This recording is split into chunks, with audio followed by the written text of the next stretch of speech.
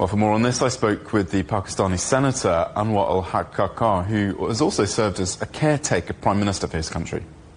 The timeline, I'm pretty sure if someone is familiar with the Iranian side, if they've worked with them, they're very cautious about the punctuation of the language, about the full stops and the commas and what sort of implications it would have, because they presume they are the more vulnerable side, and the other side can violate and can easily defy any agreement. So that sense of insecurity appears to be more on that side. They're quite focused on the language and its implication to keep their legal and ethical position quite explicit. And this is probably one of the reasons that they're taking more time. We have been here before, though, haven't we? Or it has felt like we've been here before. What is different this time that, as you say, we should be expecting a deal will be signed, even if it's just a matter of timing at the moment? What has changed to make it look more successful this time?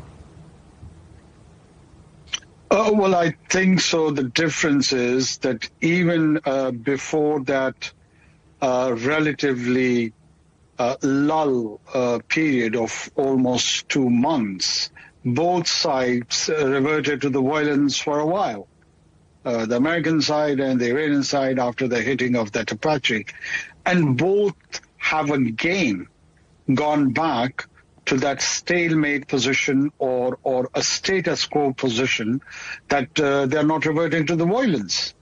And now, after that going back, again, the talk about the great deal or the big deal is appearing in open press and in the media from both sides. That's why I feel I'm more hopeful, and it is different this time, that a small violent experiment of a day or a few hours or whatever it was has given a strong signal to both sides that they cannot afford a protracted war, a perpetual war.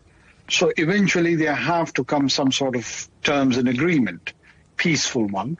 So that realization seems to be quite deep-rooted this time, which would make the difference. And Senator, what guarantees do you think then will both sides need to move forward to completion of a deal, and are they achievable, and will they be still tricky to overcome at the last minute?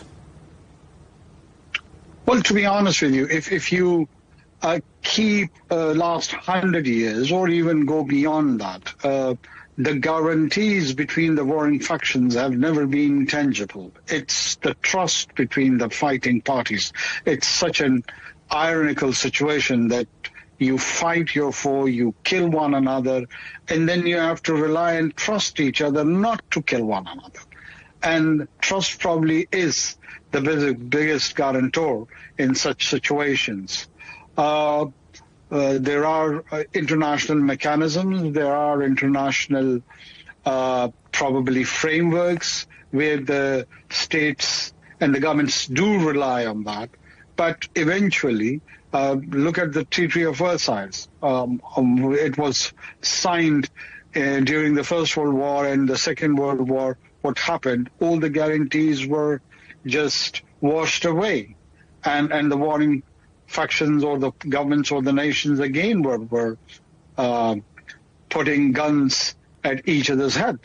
So having said this, I think so both the parties have realized, the Americans, the Iranians, and the rest of the region, that violence and war probably is not an option for the region, for the regional stability, for the economic prosperity, not just of the region, but beyond.